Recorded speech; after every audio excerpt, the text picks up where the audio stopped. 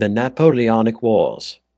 The Napoleonic Wars were a series of conflicts that lasted from the early years of the 19th century until 1815, involving many European countries and reshaping the course of modern history. During this time, a number of major battles were fought, each contributing to the rise and eventual fall of Napoleon Bonaparte. In the early years of the wars, Napoleon's army won a string of remarkable victories. One such victory came when he defeated the Austrian forces at Ulm, capturing the city and forcing Austria to surrender. Not long after, he triumphed again at Austerlitz, where he overcame a combined Austrian and Russian force in what is often considered one of his greatest victories. This battle led to the Treaty of Pressburg, which greatly strengthened his influence across Europe.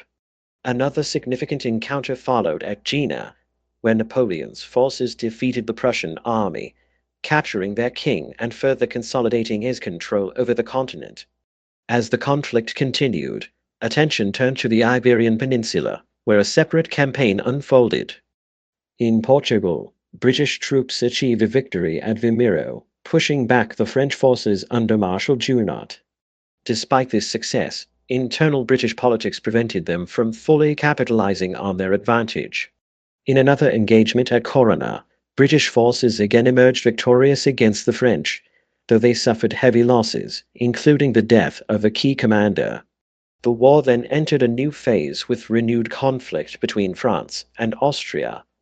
At Spernessling, Napoleon suffered a rare defeat at the hands of Austrian forces led by Archduke Charles.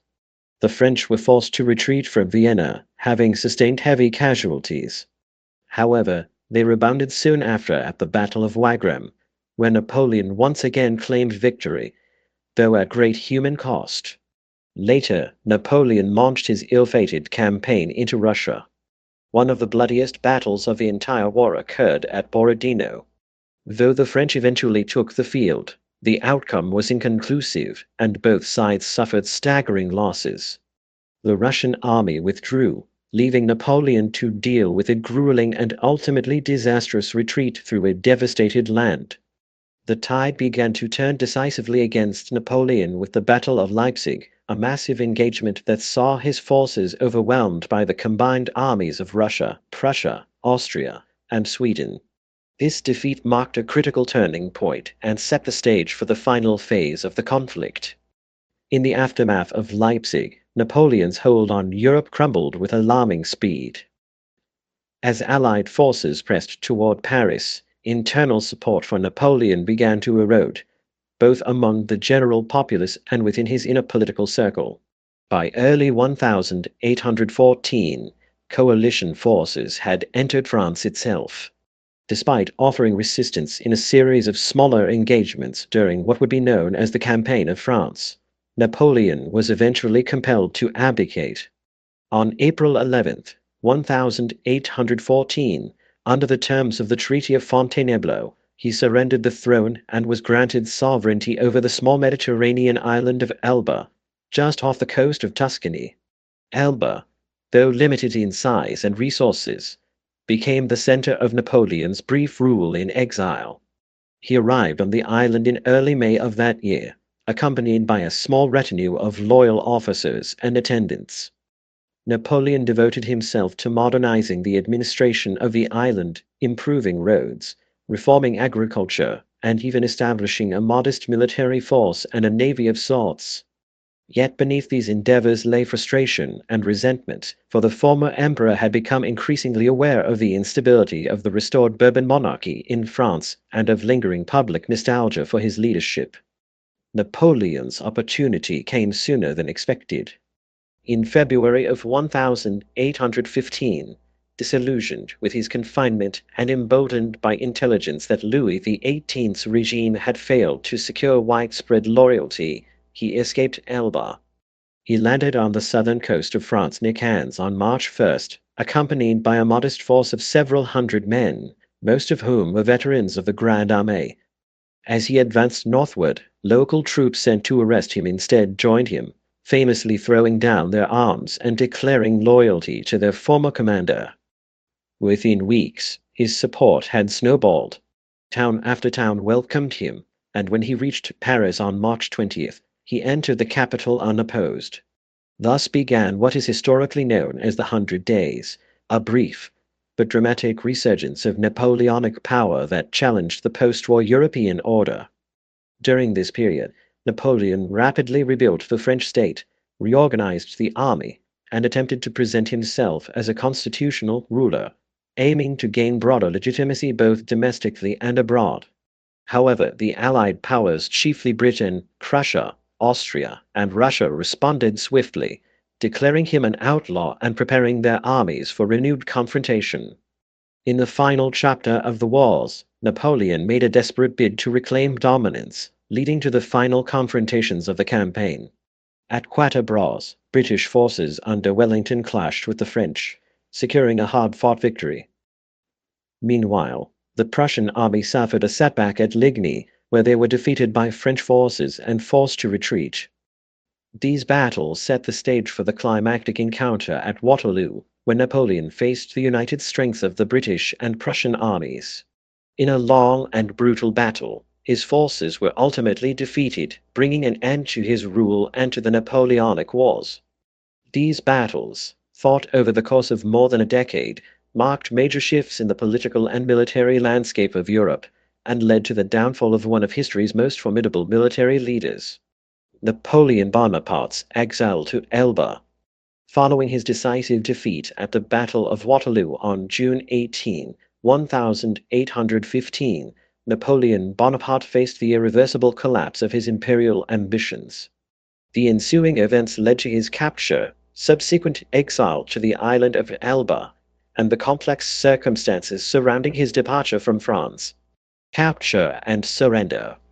After the Battle of Waterloo, Napoleon retreated towards Paris, but upon learning of the political situation and the lack of support, he decided to abdicate for the second time on June 22, 1815. Seeking refuge, he made his way to the port of Rochefort, hoping to escape to the United States.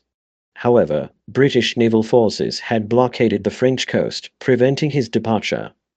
On July 15, 1815, Napoleon surrendered to Captain Frederick Maitland of the British Royal Navy aboard the HMS Bellerophon. He was subsequently transported to England and, after a brief stay, was informed that he would be exiled to the island of St. Helena in the South Atlantic Ocean. Prior to his exile to St. Helena, Napoleon had been exiled to the island of Elba in 1814.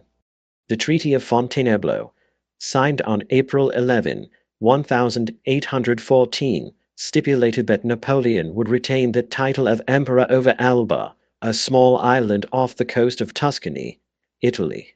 He was granted sovereignty over the island, which had a population of approximately 12,000 inhabitants. Napoleon arrived on Elba aboard the British ship HMS Undaunted on May 4, 1814. During his time on Elba, he implemented various reforms, including improvements to the island's infrastructure and economy. However, his rule was marked by a sense of isolation and a growing desire to return to power. Return to France and the 100 Days. In February 1815, Napoleon escaped from Elba and returned to France, an event known as the 100 Days. His return was met with enthusiasm by many, and he quickly regained control of the French government. However, his resurgence was short-lived, culminating in his defeat at the Battle of Waterloo. Exile to St. Helena. After his defeat at Waterloo, Napoleon was exiled to the remote island of St. Helena, located in the South Atlantic Ocean. He arrived on St. Helena on October 15, 1815, aboard the HMS Northumberland. Initially, he was housed at Briar's Pavilion, the residence of East India Company official William Balcombe. In December 1815, he was moved to Longwood House, a residence that proved to be uncomfortable and damp, contributing to his declining health. Life on St. Helena. Napoleon's life on St. Helena was characterized by a strict regimen imposed by the British authorities. He was under constant surveillance by Governor Sir Hudson Lowe, who was instructed to ensure that Napoleon did not escape or incite rebellion. Napoleon's movements were restricted, and his correspondence was monitored. Despite these constraints, he maintained a semblance of imperial dignity, holding court and engaging in discussions with visitors and companions. Napoleon Bonaparte died on May 5, 1821, at the age of 51. The exact cause of death has been the subject of debate, with theories ranging from stomach cancer to poisoning. He was buried on St. Helena, and his tomb became a site of pilgrimage for those who admired his leadership and legacy. The Palindrome Anecdote. An anecdote associated with Napoleon's exile is the phrase, "Able was I, ere I saw Elba." This is an example of a palindrome, or word, phrase, number, or other sequence of characters that reads the same forward and backward.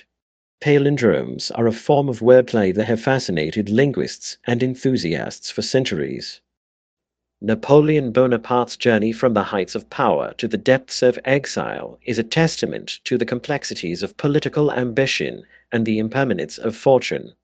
His time on Elba and St. Helena reflects a man grappling with the loss of his empire and the challenges of living in exile.